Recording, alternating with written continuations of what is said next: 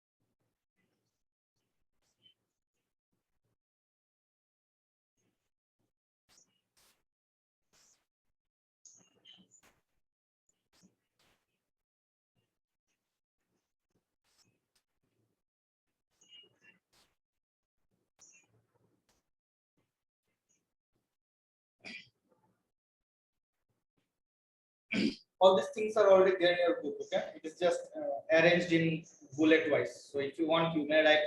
If you want, you can read it as paragraph from the book as well. Totally up to you.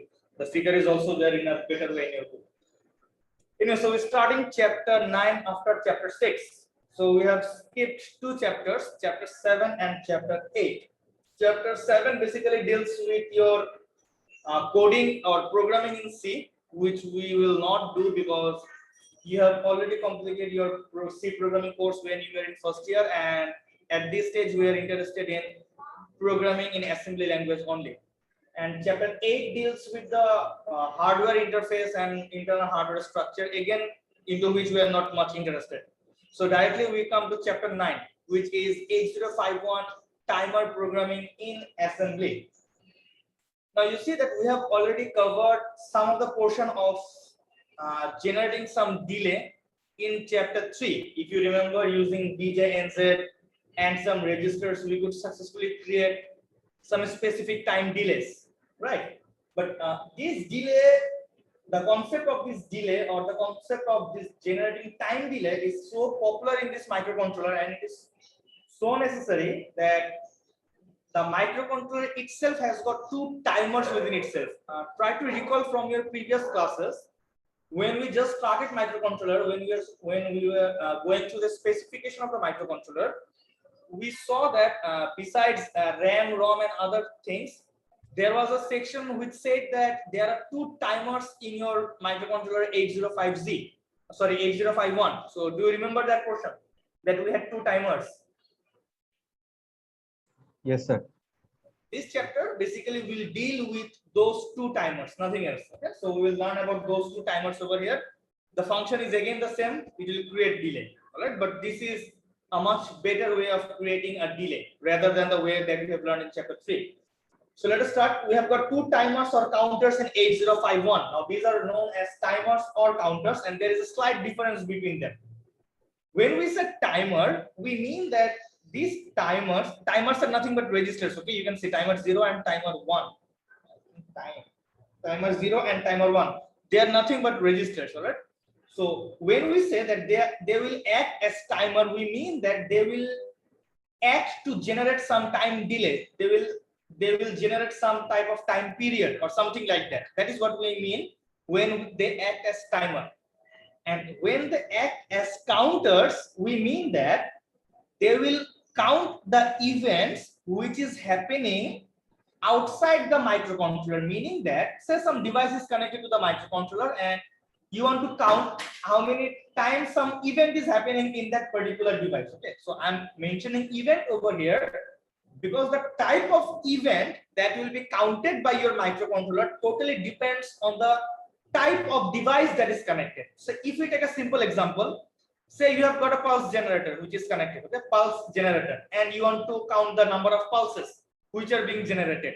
So that is an example of counter operation. Anyway, for the time being, we will focus only on timer, and counter will be discussed at the end of this chapter. All right, so we have got 2 registers, timer 0 and timer 1. Both are 16 bits wide. That means they are 16-bit registers.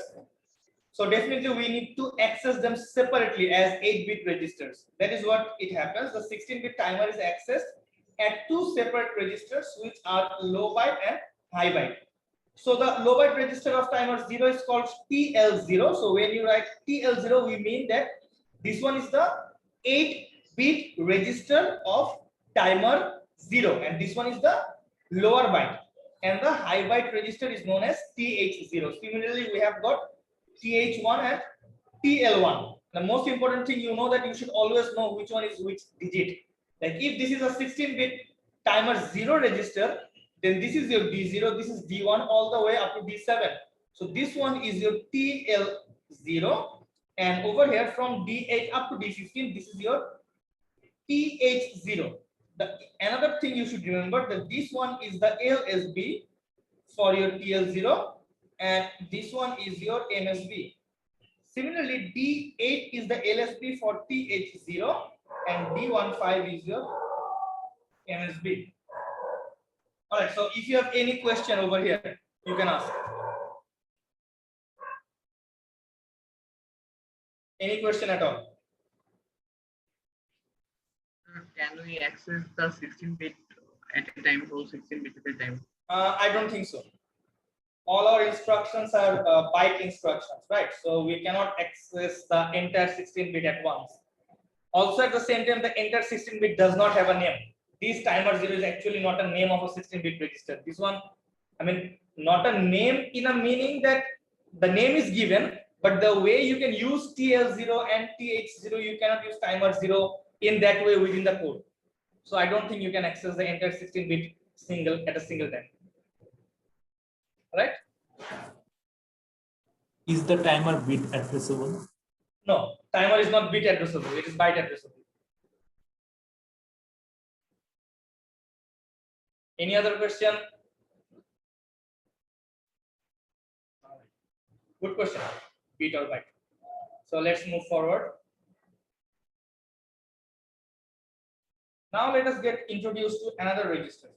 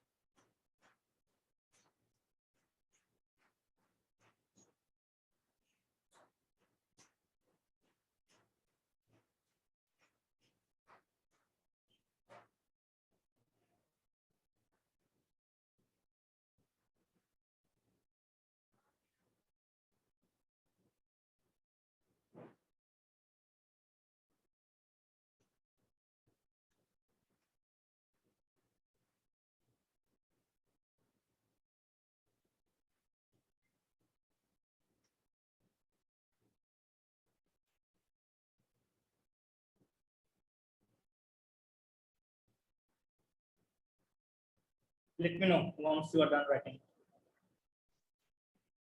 Again, all these things are obviously there in your book.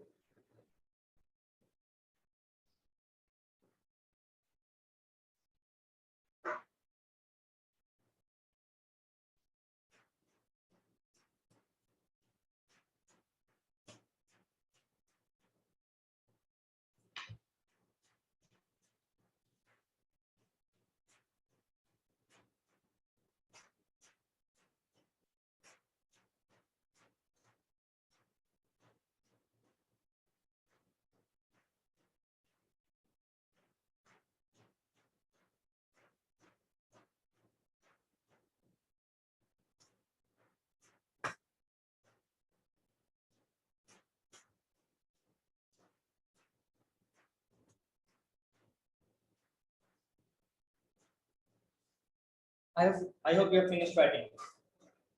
So the next register is tmod register. Okay. So you see the main function is this register is used to set the various operation modes. Right. As you can see over here, we have got three modes: mode 0, mode 1, mode 2, and mode 3. So one of the main function of this timer mode register is it specifies in which mode your timer will work. Now there are few things you should remember. Your timer 0 and timer 1, they are independent of each other. That means they work independently. Okay. If you want, you can use both the timers at once. If you want, you can use both the timers doing two different things. That is also fine. No problem with that. Okay. So two timers work independently. That's why even in this tmod register, which is an 8-bit register, you see that this register is divided into two nibbles which are exact replica of each other.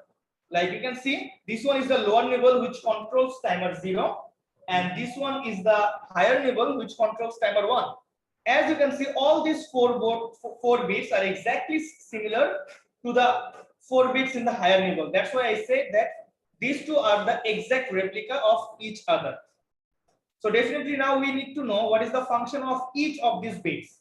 Another thing, this is definitely not bit addressable. Okay, this is a byte addressable register.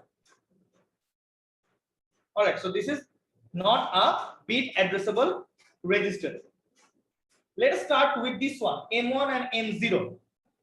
So you see, when the value of M1 and M0 is 0, 0, it will behave or it will work in mode 0, which is a 13-bit timer. For the time being, just know the name. I'm not asking you to understand what is the meaning of this 13-bit timer or how does the timer work in mode 0 or something like that. We will discuss those things gradually. For the time being, you just need to know if the value of M1 and M0 is 0, 1, it is in mode 1, which is 16-bit. If it is 1, 0, then it is in mode 2, which is known as 8-bit auto reload. And finally, if it is 1, 1, then it is in mode 3, which is known as split timer. In this chapter, we will focus only on mode 1 and mode 2. We will not discuss mode 0 and mode 3. It is not because these modes are difficult, but rather these modes are rarely used. The most common use is mode 1 and mode 2. So that's why we will discuss only these two modes in this chapter. All right. So based on the value that we have in M1 and M0, we specify in which mode your timer will work. So any question over here? Of course, we still need to know the function of this gate and CT. So we have learned about M1 and M0. Now we'll discuss about gate and CT. But up to this, if you have any query, you can ask. Sir, if tmod is not bit addressable, then how can we set M0 and M1 values? Okay, how you can set? Say the values you want to set in this M1. Okay. So the value you want to set is 1 and 0. So all you have to do is you have to write move, then tmod, give a comma, and specify the value. In this particular scenario, it is better if you work with binary. It will become easier for you. So write unit 0, 0, unit 1, 0, then 0, 0, 0, 0, write B. That's it. This instruction will make sure this one is 1, this one is 0. So you are specifying mode 2 of timer 1, right? Have you got your answer? Yes. All right. Any other question? Sir, is there a specific name of M0 and M1? Specific name, like the name is M0, M1. What other specific name? So it's just name, sir. It doesn't have any other like a bigger form, or it's just an abbreviation. Yeah, just an abbreviation like M0 and M1. There is no other name. Okay. Sir, like PSW registers, we could set them. Can't we have anything to set it like those PSW registers?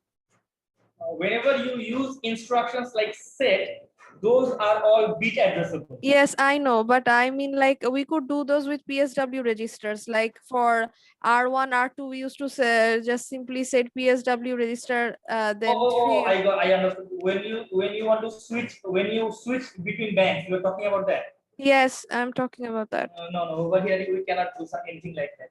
You have to follow this pattern. Okay, can I move on?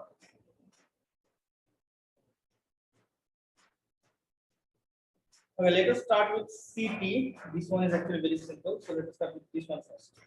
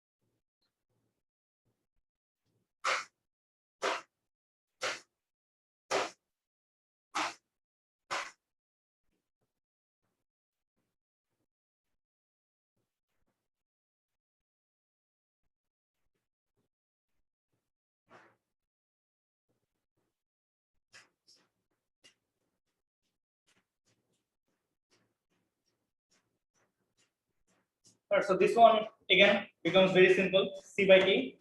So if this bit is 0, then we specify timer operation and our internal clock pulse will be used. And if C by T is equal to 1, then we intend counter operation, and in that case, the external clock pulse will be used because it will count the events that is happening in an external device which is connected to your microcontroller. So definitely you need external clock pulse because how the external device will operate will depend on a different clock pulse. But how your microcontroller will work will depend on the internal clock pulse. Okay. So when we go for timer operation, we go for internal clock pulse, and if C by T is equal to 1, then we intend counter operation where the external clock pulse is used. This one is actually very simple. Now come to gate, which one is actually not difficult. You need to understand a bit. All right. So already we know that TMOD register controls the timer modes. Now we need to get introduced to another register which is known as TCON register. Okay. So this is also an 8-bit register, and we are only interested in the upper nibble of this register. We are not interested in the lower nibble for the time being. So you see that before going to gate, we need to know how this TCON register or what is the function of this TCON register. Once we know this, then we'll again get back to gate. Okay. So now we'll move on to this TCON register.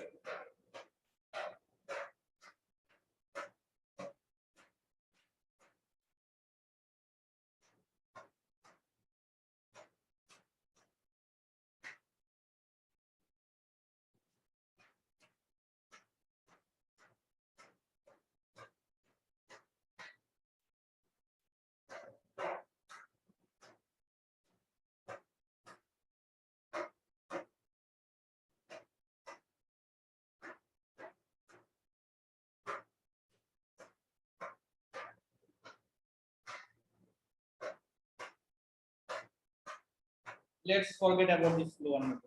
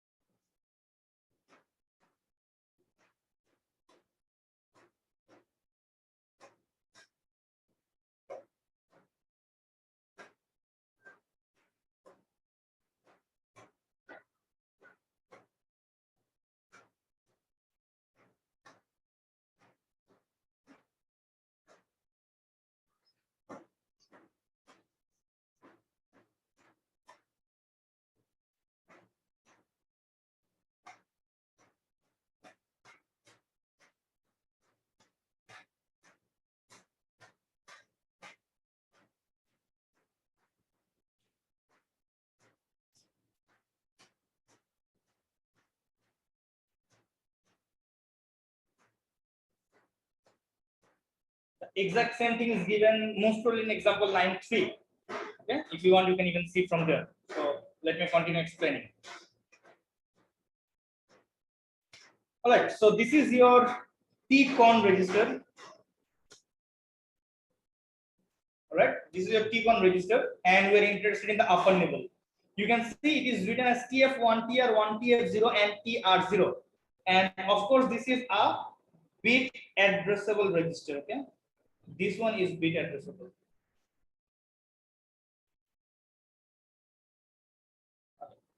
So you see that TCON.7 is known as TF1. You know this one is the 7th bit of this TCON register, and its function is timer 1 overflow flag. For the time being, just know the name. That TF1 is my timer 1 overflow flag. Then TR1 is my timer 1 run control flag. Okay. How these bits work, what is the actual meaning of these functions, you will have a clear picture once we go for examples. But still now we have not seen any example. Okay. So I'm still introducing you to the basics. So then TF0 is your timer 0 overflow flag, and then TR0 is your timer 0 run control flag. Very simple. As I've said that timer 1 and timer 0 are independent of each other. That's why in all these registers, they keep some portion for timer 1 and exactly same size portion is kept for timer 0 as well, so that you can operate them independently. Now let me move on to the next portion.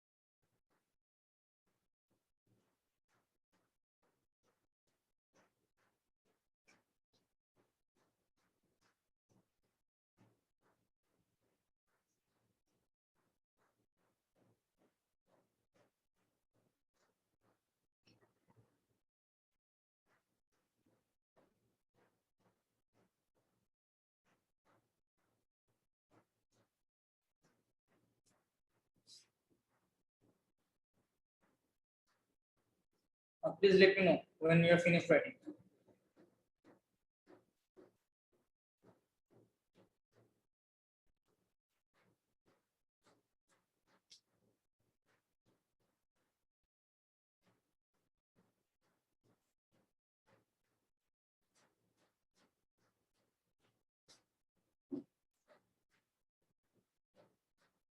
Have you finished writing?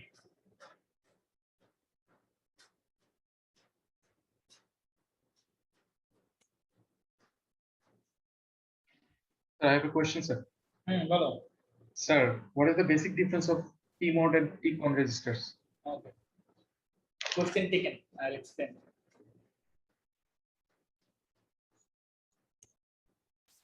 Okay, let me start explaining. Okay? Now look at this question. When you write set bit TRX, X can be either 0 or 1. So if you write set bit TR1, then it will start timer 1. Similarly, if you write clear TR1, then it will stop timer 1.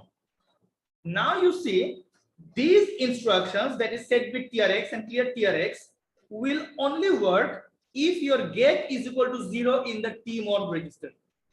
All right. So see, actually with this TR, with this one, TR1 or TR0, what are you actually doing? You are either starting the timer or you are stopping the timer, right? So for starting and stopping the timer, these bits are used, TR1 or TR0. But these two bits will only work according to this manner when your gate is equal to 0. But if your gate is equal to 1, you are telling the microcontroller that I want to start and stop my timer using the hardware way, which we are not interested in again. Okay, we are always interested in the software way. So throughout this chapter, our value of get bit will always be 0. So we will always follow the software way of starting and stopping a timer. Okay, so in this TCON register, so far we have known what is the function of this TR bit. We still don't know what is the function of TF bit. Now let me come to a question which I have taken. What is the basic difference between TCON and TMOD? Okay, look at this TCON as it is in front of you. So this one, what are you doing with this register? With this register, you are actually controlling the timer. Okay, you are not specifying how your timer will work, in which mode it will work, and all those things. You are only controlling your timer, like when you will start, when you will stop, all these things. Okay, and we'll discuss TF later on. But if I go to the T mode, you see in this register, you are not starting or stopping the timer. You are not controlling the timer. What are you doing? You are only specifying how those timers will behave, in which mode they will operate. Once we go for the modes, you will understand that in different modes, the timer behave in a bit different way. Okay, so you are only specifying in which mode your timer will work. Using this C by T, you are specifying whether the timer will act as a counter or will it act as a timer. So you are telling the timer how to work. Using this gate, you are specifying that in order to start and stop the timer, will I use the software way or will I use the hardware way?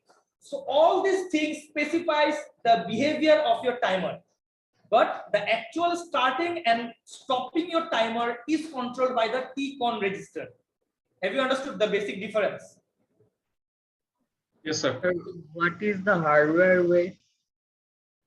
The hardware way I have not yet covered. So if I study someday, I will explain it. But this has not been covered in the book also, so I have not actually read it. Okay. But maybe there are some, maybe there are some pins or something like that. So if you set it to 1 or 0 using a switch, you can start and stop the timer. That should be the obvious way, isn't it?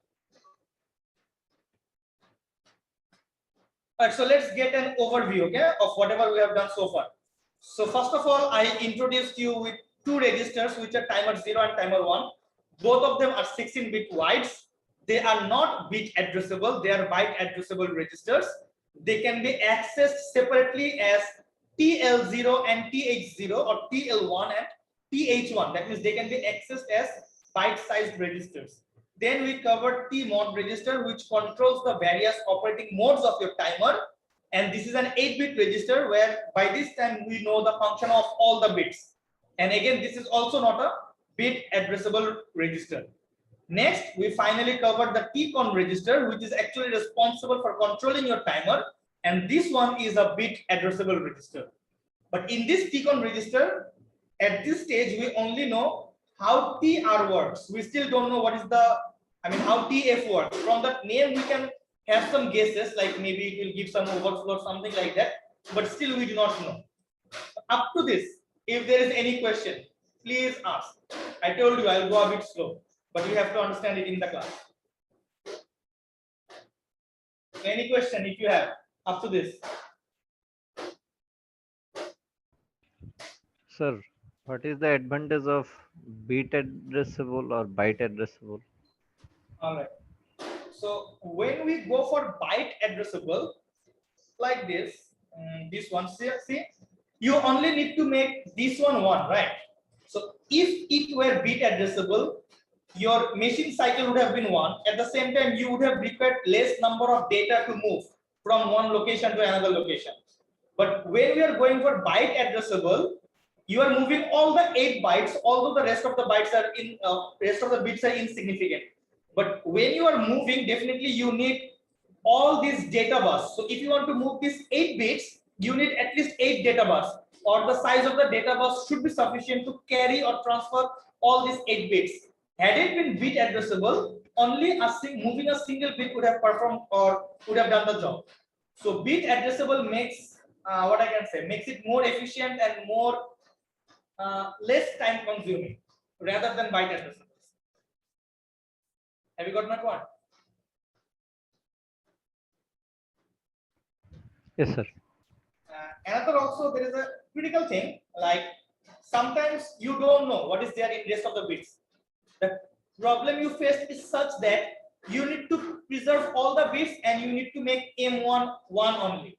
That is your target. That means you cannot touch rest of the bits. At the same time, you also don't know what is there in these bits, but you need to make this one. So how can you do that? You need to go for masking with AND or operation, right? I hope you remember at least something from there.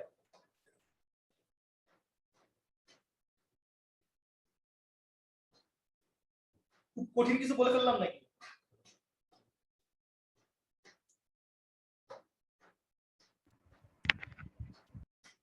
Did you understand what I just said?